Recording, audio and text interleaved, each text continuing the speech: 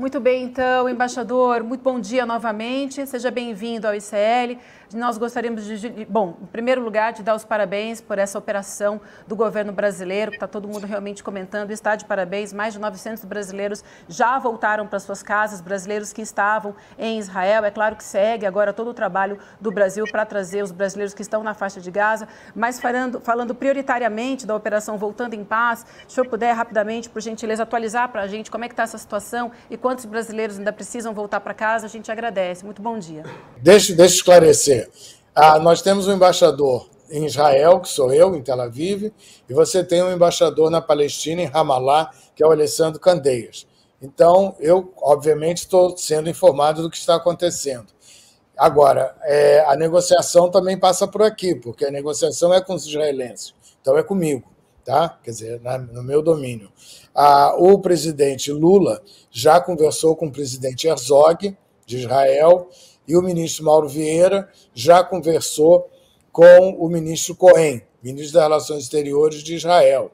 Então, e não só nós, quer dizer, porque essa passagem está fechada para todo mundo. Então, os russos, os americanos, os britânicos, todos estão tentando fazer com que essa passagem seja liberada para que eles possam seguir em direção ao Egito. Um bom dia, embaixador. A gente agradece a sua participação aqui e presta solidariedade também, né? Já que todos os embaixadores, todo o corpo diplomático brasileiro muito empenhado nessa missão. E o senhor falou sobre os outros países. A gente tem várias informações de que outros países sul-americanos têm procurado o Brasil também para ajudar a repatriar seus cidadãos. A gente sabe do Chile, do Uruguai, da Argentina. Queria que o senhor falasse um pouquinho sobre como é que está essa relação com esses outros países aqui da América do Sul, já que o Brasil foi o primeiro país que conseguiu tirar os seus cidadãos da região de conflito. É verdade, vários países nos procuraram, nós estamos recolhendo os dados, e tão logo os brasileiros embarquem, havendo lugar no avião, nós embarcaremos os sul-americanos. Embaixador, bom dia, é o Eduardo falando aqui. Eu ouvi o senhor falando sobre os voos, né, comerciais terem já 70% voltado, e isso é até uma surpresa para mim, porque a gente fica aqui meio perdido, né? A gente imagina o seguinte, tá em guerra. Tá bom, mas como é que está a vida, o dia a dia das pessoas? A gente tem acompanhado muito a questão de Gaza, né, que está vivendo uma questão humanitária mesmo, e existe uma preocupação global. Se você entra nos sites até americanos, você vai ver que as primeiras manchetes são a questão da comida que não chega, dos profissionais de saúde, etc., ali em Gaza. Mas a situação de Israel não se fala muito, e talvez não se fale muito porque devagarzinho, ou talvez nem tão devagarzinho, esteja voltando mais ou menos ao normal. Me fala um pouco como é que está a situação em Israel, o dia a dia das pessoas. As pessoas estão saindo para ir trabalhar, as pessoas ainda estão em casa, em confinamento, os voos estão acontecendo, o comércio está abrindo. Como é que está o dia a dia em Israel? Bom, boa tarde.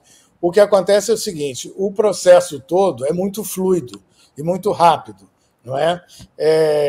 Eu já tenho experiência de guerra, porque meu primeiro posto foi o Iraque, durante a guerra Irã-Iraque. Então, é lógico, você vê, não estou dizendo que a situação seja tranquila, lógico que não é, mas é que você vê as imagens de uma bomba, de um míssil, e, na verdade, a cidade, às vezes, nem tomou conhecimento daquilo, não é? Então, vamos dizer assim, é uma realidade dupla. Aqui, eu cheguei, como eu falei, eu estava em Belém, de férias, e aí o presidente Lula e o ministro Mauro Vieira mandaram eu voltar imediatamente, e eu voltei, e o que eu tenho visto até aqui, eu tenho escutado sirenes, o meu apartamento tem um quarto de abrigo nuclear não, mas abrigo de bomba, então várias vezes eu já fui para esse quarto de proteção, e aí você escuta as explosões, porque tem uma doma, né, em cima de Israel. Então, quando um míssil se aproxima, Israel dispara um míssil que desculpe, que derruba, que abate esse míssil. Então, agora, a cidade não está normal porque várias pessoas estão sendo convocadas para o Exército. Então, restaurantes, lojas, várias coisas estão fechadas, né? Nós mesmos, na embaixada, tivemos um funcionário que foi convocado pelo Exército. O que nós estamos fazendo, no momento, é que os funcionários do Itamaraty, diplomatas, oficiais de chancelaria, assistentes de chancelaria, nós estamos indo trabalhar todo dia. E o pessoal de apoio, o pessoal local, a gente está trabalhando remotamente. Uns 3 ou 4 vão à embaixada, mas a maioria trabalha remotamente, porque toda essa operação de repatriação de brasileiros envolve todo o corpo da embaixada, os do Itamaraty e os locais. Então, vários trabalhos são feitos remotamente. E deixa eu lhe fazer uma pergunta, e é uma pergunta com todo cuidado, né? Eu não estou querendo uma opinião, até por causa do cargo que o senhor ocupa de embaixador, mas a questão política é algo que está sendo, enfim, muito comentado e debatido, ou seja, a questão de apoio ou não apoio ao governo, de popularidade ou não popularidade, se está certo ou se está errado, é algo que está muito no debate. Eu não quero lhe comprometer com nenhuma opinião. O do Netanyahu, do governo de Israel. Olha, o que eu sei, quer dizer, a gente está muito dedicado a essa questão da repatriação, tá? Mas o que a gente lê no jornal é que 86% estariam desgostosos com o governo. 86%? É. Uau! Isso é o que a imprensa local diz. Isso. Mas é impressionante o número. É um número impressionante, eu não tinha essa noção. Deixa eu aproveitar porque também. O que acontece é o seguinte, como você sabe, há 50 anos, no dia do ataque, 50 anos e um dia antes, aconteceu a guerra do Yom Kippur, que é uma coisa que marca a sociedade israelense, né, que foi surpreendida. E o que aconteceu agora foi a mesma coisa. Foi uma surpresa. Quer dizer, Israel nunca tinha sido invadida, né? E da maneira que foi. Então, existe um descontentamento. Mas é aquela coisa, você também não troca o pneu com o carro rodando, né? Claro. Embaixador, a gente acabou de receber uma notícia que a gente gostaria de repercutir com o senhor também. A Celeste Fishbein, que é filha de brasileiros, né? A gente acabou de receber essa notícia, o senhor já deve saber. Ela que havia sido sequestrada pelo grupo Hamas, foi feita como refém. A gente tem informações aqui do Metrópolis, mas o embaixador, enquanto eu estou começando a dizer, já está ali confirmando, né, de que ela, que é filha e neta de brasileiros, 18 anos de idade, morreu. A confirmação foi dada pelo tio dela, ele que confirmou. Não há ainda uma confirmação oficial, pelo que a gente está lendo aqui, do governo israelense, né, dos militares, mas o tio dela confirmou que realmente ela foi morta. O senhor tem essa confirmação também, embaixador? Não, a gente tem a confirmação da morte dela. Em que condições a gente não tem. Sim. Então, a gente tem... é a quarta morte contabilizada. A gente teve 3 brasileiros e ela, que não é exatamente brasileira, mas é filha e neta de brasileiros. Então, é a quarta morte que a gente tem confirmada até o momento. É isso, embaixador? O Gabriel também não era brasileiro, era filho de pai brasileiro. Então, 3 brasileiros e 2 filhos de pais ou netos brasileiros. É muito, muito triste. A gente aproveita aqui também para estender os nossos sentimentos para a família da Celeste. Deixa eu trazer um outro tema para a gente falar com o embaixador. É só voltar ao tema desse apoio aos palestinos, né? A gente tem visto que os palestinos têm se reunido na fronteira sul, lá da faixa de Gaza, né, com o Egito, na tentativa de atravessar para uma zona de segurança. Inclusive, os brasileiros estão até agora presos nessa região, tentando passar para o lado egípcio para poder ser resgatados e voltar ao Brasil, os brasileiros que estavam na faixa de Gaza.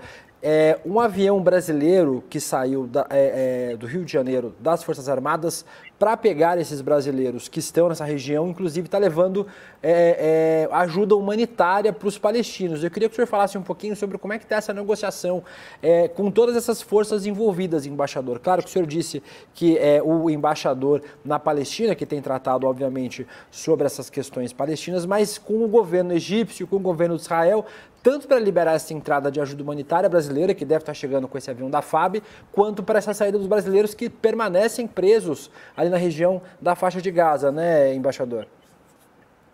Bom, como eu falei antes, todos os governos estão negociando com o Egito, com a Palestina e com Israel. Isso ainda que o nosso contato tenha sido feito no mais alto nível, né, todos estão fazendo gestões para que isso ocorra o mais rápido possível.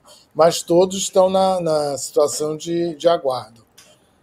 E uma pergunta, embaixador, com a sua experiência de guerras, né? Você que começou a sua carreira no exterior, pelo que você diz, no Irã, no Iraque, né? Que você falou, na época da guerra Irã-Iraque. A sua percepção é de que a gente está diante de um conflito que vai ser longo, de um conflito que, enfim, vai ser de muita guerrilha e se estendendo, ou de algo que pode se encontrar uma solução aí no curto prazo, uma solução para cessar fogo, para trazer o mínimo de normalidade para a região? Você quer minha opinião pessoal ou minha opinião profissional? Pessoal. Pessoal, se não, você dá profissional. Se você não puder dar pessoal, você dá profissional. Não, eu acho que as crises é que geram as grandes soluções. Entende? O acordo com o Egito foi exatamente fruto do Yom Kippur. Então, ou seja... Então, eu acho que as crises, normalmente, elas geram soluções. Olha aqui, ó, vou te dar um exemplo. A Segunda Guerra Mundial aconteceu há 60 anos atrás.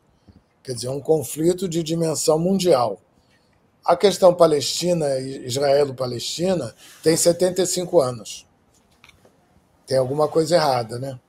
Uhum. Então poderia ser o catalisador de algum tipo de solução, de algum tipo de caminho. Exatamente. Eu acho que isso, quer dizer, minha opinião pessoal. Claro, e espero que realmente... Eu espero que você esteja certo. É isso, que a gente mude o paradigma. Isso que aconteceu, terrível, né?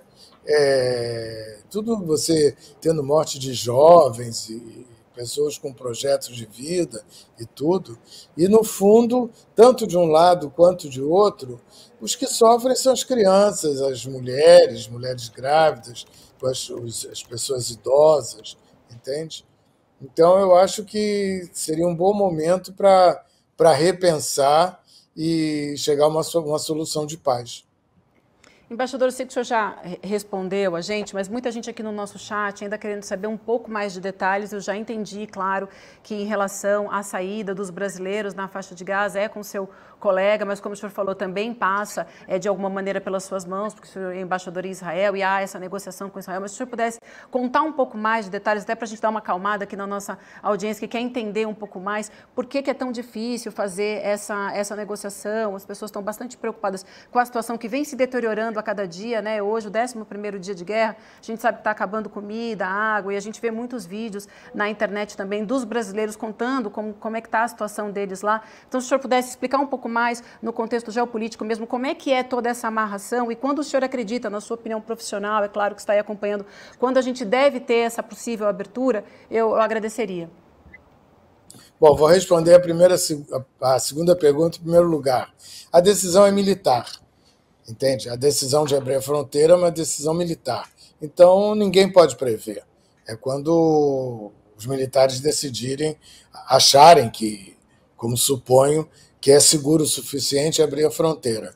E, em segundo lugar, o que acontece é o seguinte, você tem uma fronteira para sair e uma fronteira para entrar, né? A fronteira para sair está nas mãos dos israelenses. Para entrar, está na mão dos egípcios. Em princípio, pelo que a gente sabe, os egípcios já concordaram com a entrada